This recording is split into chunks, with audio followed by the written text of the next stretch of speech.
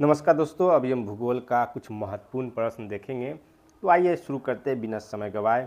पहला प्रश्न है, निम्नलिखित देशांतरों में कौन सा देशांतर भारत का मानक समय कहलाता है। काफ़ी अच्छा क्वेश्चन है। इसका आंसर जो है डी है, 82°30 पूर्वी देशांतर जो है ये भारत का मानक समय कहलाता है।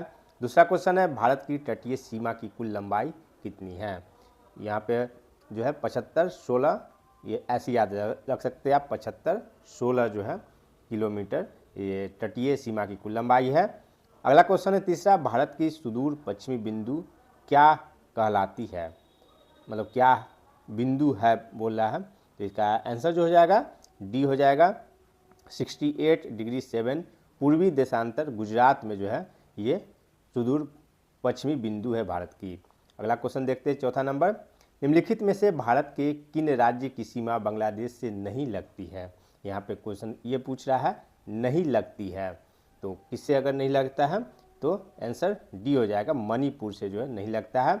बाकी त्रिपुरा, मिजोरम, असम, ये तीनों से जो है ये भारत का सीमा बांग्लादेश से जो है लगता है। अगला क्वेश्चन है, निम्नलिखित में से भारत का कौन सा राज्य है जो बांग्लादेश से तीनों ओर से घिरा हुआ है। तो तीनों ओर से घिरा हुआ है, इसका ट्रिक जो है ऐसे कर सकते हैं, त्रिपुरा। तीनों ओर से घिरा हुआ क्या हुआ, त्रिपुरा, यानी आंसर हो गया त्रिपुरा। अगला कुछ क्वेश्चन है छठवां, मिलान करने वाला, कितना लंबाई है भारतीय सीमा का। तो इसका आंसर जो हो जाएगा छठा का डी, यानी कि 1 का 3 हो जाएगा। पाकिस्तान का जो है 23 किलोमीटर, चीन का जो है 34-88 किलोमीटर, नेपाल का 17-51 किलोमीटर और म्यांमार का 16-43 किलोमीटर जो है भारतीय सीमा जुड़ी हुई है। अगला क्वेश्चन देखते हैं, 7वां नंबर, भारत के निम्नलिखित में से किस राज्य से कर्क रेखा नहीं गुजरती है। कर्क रेखा किससे नहीं गुजरती है पूछ रहा है, तो इसका आंसर हो जाएगा डी। तो 8 राज्यों से गुजरती है, जिसमें इसमें ऑप्शन में जो झारखंड, छत्तीसगढ़, पश्चिम बंगाल है, और 8 राज्य से जो है गुजरती है। कौन कौन सा राज्य से गुजरती है, तो गुजरात, मध्य प्रदेश, छत्तीसगढ़, झारखंड, पश्चिम बंगाल, त्रिपुरा और मिजोरम जो है इन राज्यों से होकर गुजरती है। अगला क्वेश्चन देख लीजिए, 8वां नंबर है, निम्नलिखित कथनों पर विचार कीजिए बोल रहा है, और इसमें जो है सही कथन कौन सा है ये बताना है। यहाँ पे नीचे देख सकते हैं सही कथनों का चयन करें लिखा हुआ है। तो 8वां का आंसर जो हो जाएगा वो डी हो जाएगा। उपयुक्त सभी जो है सही कथन है, क्योंकि सिक्किम नेपाल और भूटान की सीमा से लगा हुआ है। सिक्किम जो है नेपाल और भूटान दोनों की सीमा से लगा हुआ है। भारत और चीन की मध्य रेखा जो है मैक-मोहन रेखा कहलाती है। क्या कहलाती है, मैक-मोहन रेखा। गुजरात और पश्चिम बंगाल दो ऐसे राज्य हैं जिसकी सीमा स्थलीय भूमि तथा तटीय भूमि दोनों से लगता है, गुजरात और पश्चिम बंगाल का। अगला क्वेश्चन देखते हैं, 9वां नंबर, क्षेत्रफल की दृष्टि से भारत का विश्व में कौन सा स्थान है। सभी जानते हैं 7वां स्थान है क्षेत्रफल की दृष्टि से। 10वां नंबर क्वेश्चन देखते हैं, ये जो चयन करने वाला है राज्य और राजधानी। 10वां का जो है सी इसका आंसर सही होगा, मतलब गलत इसमें पूछ रहा है कौन है, तो सी इसका सही है, गलत ये है। बाकी सभी जो नागालैंड का कोहिमा, मेघालय का शिलोंग, सिक्किम का गंगटोक और मणिपुर का जो है ये कहाँ है, आप लोग कमेंट करके बताएंगे। अगला क्वेश्चन देखते हैं, 11 नंबर, भारत की उत्तर से दक्षिण की लंबाई कुल कितनी है। 11 नंबर का ऑप्शन जो आंसर जो हो जाएगा वो बी हो जाएगा, यानी 32-14 किलोमीटर, यानी 3214 किलोमीटर जो है उत्तर से दक्षिण की लंबाई भारत की है। अगला क्वेश्चन है, भारतीय तट रेखा से कितनी समुद्री मील तक जो है हिंद महासागर में प्रादेशिक समुद्री सीमा क्षेत्र का विस्तार है। कहाँ पे, हिंद महासागर में पूछ रहा है, तो हिंद महासागर का आंसर हो जाएगा 12 समुद्री मील तक जो है इसका विस्तार है। अगला क्वेश्चन है, इंडो सांगपो संचर जोन स्थित कहाँ है। तो इसका आंसर जो है ये हो जाएगा, यानी ट्रांस हिमालय और महान हिमालय के बीच जो है ये इंडो सांगपो संचर जोन स्थित है। अगर ये आप लोगों को अच्छा लग रहा होगा तो कमेंट कीजिएगा, शेयर कीजिएगा ज़्यादा से ज़्यादा, और लाइक कीजिएगा। अपने दोस्तों जो पढ़ते हैं उनको भी शेयर कीजिएगा। काफ़ी महत्वपूर्ण प्रश्न सब है ये भूगोल का। अगला क्वेश्चन देखते हैं। कृष्णागिरी तथा उच्च एशिया की रीढ़ किस श्रेणी को कहा जाता है? 14 का आंसर जो है ये डी हो जाएगा, यानी काराकोरम श्रेणी को कहा जाता है। अगला क्वेश्चन देखते हैं 15 नंबर। निम्नलिखित में से कौन सुलेमित असुलेमित है, यानी सुलेमित नहीं है इसमें? तो 15 का आंसर जो हो जाएगा बी हो जाएगा। ये बाकी सभी जो है सही है। पीर पंजाल श्रेणी जम्मू कश्मीर में है, मसूरी श्रेणी उत्तराखंड में है, महाभारत श्रेणी नेपाल में है, और ये जो है गलत है। अगला क्वेश्चन देखते हैं 16वां नंबर है। कश्मीर घाटी और काठमांडू घाटी किस हिमालय के मध्य स्थित है? 16 का सही होगा सी, यानी महान हिमालय और लघु हिमालय के मध्य जो है कश्मीर घाटी और काठमांडू घाटी स्थित है। अगला क्वेश्चन है 17 नंबर। हिमालय के प्रादेशिक विभाजन के आधार पर गलत कौन सा है वो चुनना है। 17 का आंसर हो जाएगा बी, ये कुमायूं हिमालय वाला ये गलत है। बाकी सभी जो है सही है। पंजाब हिमालय की लंबाई जो है 560, नेपाल हिमालय की 800 और असम हिमालय का 720 किलोमीटर है। अगला क्वेश्चन देखते हैं। विश्व की सर्वश्रेष्ठ चोटी माउंट एवरेस्ट कहाँ स्थित है? तो सभी जानते हैं नेपाल में स्थित है। तो ये 19वां नंबर देखते हैं। शुष्क प्रदेशों में पाई जाने वाली क्षारीय लवण मृदा मतलब मिट्टी को क्या कहा जाता है? तो इसका आंसर जो हो जाएगा ये हो जाएगा रेह कहा जाता है। अगला क्वेश्चन है। निम्नलिखित में से किस प्रदेश का निर्माण नदियों द्वारा लाई गई पत्थर, कंकड़ और बंजरी आदि के जमाव से हुआ है? इसका आंसर जो हो जाएगा वो डी हो जाएगा, यानी भांगर मिट्टी, भांगर जो है के जमाव के कारण हुआ है। अगला क्वेश्चन देखते हैं 21 नंबर। दक्षिण भारत की सर्व चोटी कौन सी है? दक्षिण भारत की पूछ रहा है। तो 21 नंबर का आंसर हो जाएगा बी, अन्नामलाई जो है इसका सही आंसर हो जाएगा। काफ़ी महत्वपूर्ण सब क्वेश्चन है, ये सब क्वेश्चन पूछा हुआ भी है एग्जाम में। और 22 नंबर देखते हैं क्वेश्चन क्या है। तो विश्व के सर्वाधिक वर्षा वाला स्थल मानसीराम किस पहाड़ी पर स्थित है?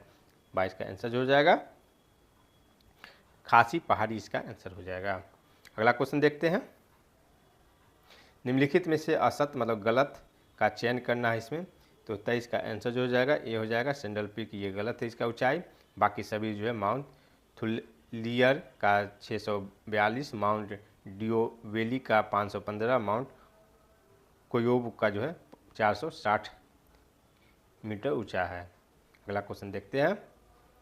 डाफला, मीरी और ओबोर पहाड़ी स्थित कहाँ है?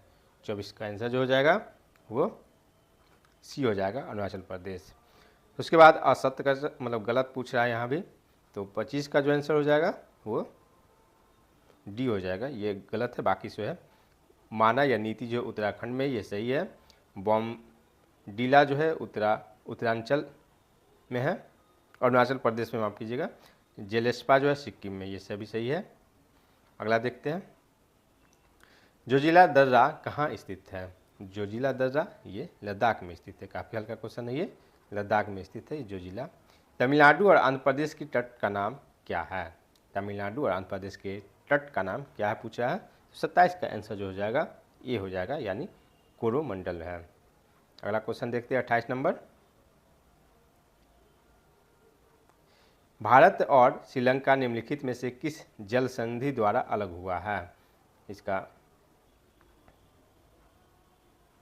किस जल संधि द्वारा जो अलग हुआ है यह? तो 28 का आंसर जो हो जाएगा सी, यानी पार्क जल संधि द्वारा जो यह अलग हुआ है। अगला क्वेश्चन देखते हैं 29 नंबर। भारत का एकमात्र सक्रिय ज्वालामुखी बैरन जो है द्वीप, किस द्वीप पर अवस्थित है यह सक्रिय ज्वालामुखी जो है बैरन? और इसका आंसर जो हो जाएगा 29 का डी आंसर हो जाएगा, यानी मध्य अंडमान में जो यह स्थित है। लद्दाख और जास्कर पर्वत श्रेणियों के मध्य प्रभावित होने वाली नदी कौन सी है? इसका आंसर जो हो जाएगा 30 का ये, यानी सिंधु नदी हो जाएगा। अगला क्वेश्चन देखते हैं। सिंधु नदी जल समझौता कब हुआ था? ये काफ़ी महत्वपूर्ण क्वेश्चन है। पाकिस्तान और भारत के बीच ये विवाद जो है हमेशा होते रहता है, और उसमें जो है सिंधु जल संधि का भी नाम आता है, तो इसका आंसर कभी कभी जो इसको क्वेश्चन घुरा देता है, इसलिए याद रखिएगा 1960 में यह सिंधु जल संधि हुआ था। 5 नदी है, पंच नदी जिसको कहा जाता है, उसी को लेकर यह हुआ था। अगला क्वेश्चन है 32 नंबर, तुलबुल तथा उरी परियोजना किस नदी पे है? तुलबुल और उरी परियोजना जो है किस नदी पे है? तो इसका बी हो जाएगा, यानी कि झेलम नदी पर जो है यह परियोजना है। अगला क्वेश्चन देखते हैं 33 नंबर,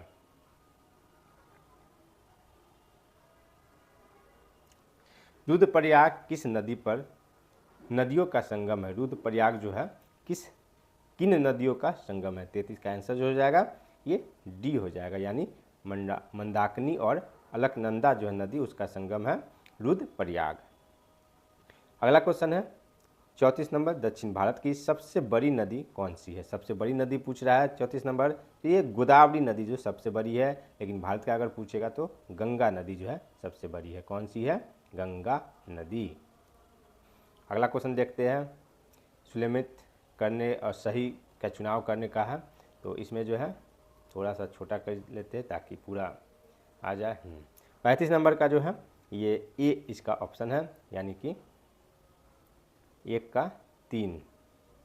इसका ब्रह्मपुत्र का सहायक नदी है मानस, तीस्ता, लोहित। उसके बाद बी का जो है 2 है, कृष्णा की जो है सहायक नदी है भवानी, सुबवती, अर्कवती। महानंदा का सहायक नदी जो है ये शिवनाथ, ओंग, मौन, तेल। कावेरी का जो है तुंगभद्रा और घाट प्रभा, भीमा, ये सभी जो इसकी सहायक नदियाँ हैं। अगला देखते हैं, गंगा की सहायक नदी इनमें से कौन नहीं है पूछ रहा है। 36 का आंसर सी हो जाएगा, यानी ब्रह्मणी जो है इसका सहायक नदी नहीं है। बाकी सभी जो है रामगंगा, गोमती, घाघरा जो है गंगा की सहायक नदी है। माफ कीजिएगा। पेनगंगा और वेनगंगा किस नदी की सहायक नदियाँ हैं? काफ़ी महत्वपूर्ण क्वेश्चन सब नदी से लिया गया है इसमें। 37 का आंसर जो हो जाएगा ये हो जाएगा गोदावरी की। तीस्ता नदी का उद्गम किस राज्य में हुआ है? 38 का हो जाएगा बी, यानी सिक्किम में यह हुआ है। 39 है, निम्नलिखित में से किस नदी को बंगाल का शोक कहा जाता है? तो सभी जानते हैं किसको कहा जाता है, तो गोदावरी, ये दामोदर नदी, माफ कीजिएगा, दामोदर नदी को जो बंगाल का शोक कहा जाता है। बिहार का शोक किसको कहा जाता है? तो कोसी नदी को बिहार का शोक कहते हैं। निम्नलिखित झीलों में से कौन सा झील क्रेटर झील का उदाहरण है? क्रेटर झील का उदाहरण कौन सा है? तो 40 का आंसर जो हो जाएगा सी हो जाएगा, लोनार झील, माफ कीजिएगा, लोनार झील जो है इसका उदाहरण है। अगला क्वेश्चन देखते हैं 41 नंबर, भारत के किस राज्य में लोकटक झील स्थित है? तो ये लोकटक काफ़ी फेमस झील है, इसलिए इसका आंसर हमेशा याद रखिएगा, मणिपुर में यह स्थित है। और मणिपुर में अभी क्या हुआ है, राष्ट्रपति शासन को हटाया गया है और वहाँ के नए सीएम भी बने हैं। कोई सिंह जो है लास्ट में लगा हुआ है, पूरा नाम हमको भी याद नहीं है। तो उसका अगला क्वेश्चन देखते हैं 42 नंबर, निम्नलिखित में से अयोध्या शहर किस नदी पर बसा हुआ है? अयोध्या किस नदी पर बसा हुआ है? तो सरयू नदी पर यह बसा हुआ है अयोध्या। उसके बाद है नाथपा झाकड़ी परियोजना किस नदी पर स्थित है? 43 नंबर का ए है सतलज नदी। दूध सागर जलप्रपात किस नदी पर स्थित है? 44 का बी हो जाएगा, यानी मांडवी नदी पर स्थित है दूध सागर जलप्रपात। ये कहाँ है? तो मध्य प्रदेश में है। 45 नंबर देखते हैं, इसमें मिलान करने सही कूद का है। तो 45 का जो है ये थोड़ा सा छोटा करना पड़ेगा। 45 का आंसर जो है ये सी हो जाएगा, यानी कि ए का बुलर झील जो है जम्मू कश्मीर में है, और रेणुका झील जो है हिमाचल प्रदेश में है, और जय समंद झील जो है राजस्थान में है, और अष्टमुदी झील जो है केरल में है। इसको अगला क्वेश्चन देखते हैं, मानसून शब्द किस भाषा के शब्द से बना हुआ है? काफ़ी महत्वपूर्ण क्वेश्चन है यह। आंसर हो जाएगा डी, यानी कि अरबी भाषा से यह बना हुआ है। जुलाई में अंतउष्ण कटिबंधीय अभयारण्य क्षेत्र स्थित होता है कहाँ? तो 47 का जो हो जाएगा बी हो जाएगा, यानी 25 डिग्री उत्तरी अक्षांश के आसपास जो है स्थित होता है। अगला क्वेश्चन देखते हैं 48 नंबर। पश्चिम बंगाल में होने वाले मानसून पूर्व वर्षा को क्या कहा जाता है? तो इसको क्या कहते हैं? तो काल बैसाखी वर्षा इसको कहते हैं। आंसर इसका ए हो जाएगा, काल बैसाखी वर्षा। इसका 49 नंबर है। कोपन के जलवायु वर्गीकरण के अनुसार शुष्क ग्रीष्म ऋतु जलवायु यानी AS भारत के निम्न मतलब किस राज्य में यह मिलता है? 49 का सी तमिलनाडु और काराकोरम में जो यह पाया जाता है। अगला क्वेश्चन देखते हैं 50। आज 50 तक ही पढ़ेंगे, आगे जो है हम और क्वेश्चन जो है वो भी देखेंगे। तो अगला क्वेश्चन है, ग्रीष्म ऋतु में भारत के उत्तर पश्चिम मैदानी भागों में बहने वाली अधिकांश गर्मी एवं शुष्क स्थलीय हवाओं को क्या कहते हैं? 50 का आंसर जो हो गया वो बी हो जाएगा, लू। तो आपको कैसा लगा यह हमारा सेशन? अगर अच्छा लगा होगा तो लाइक कीजिएगा, सब्सक्राइब कीजिएगा और ज़्यादा से ज़्यादा शेयर कीजिएगा। और कुछ सुझाव देना चाहते हैं ज़रूर कमेंट करके हमें बताइएगा। मिलते हैं अगले वीडियो में इसका अगला भाग लेकर। तब तक के लिए नमस्कार, जय हिंद। पढ़ते रहिए, मेहनत कीजिए, लगन से। मिलते हैं।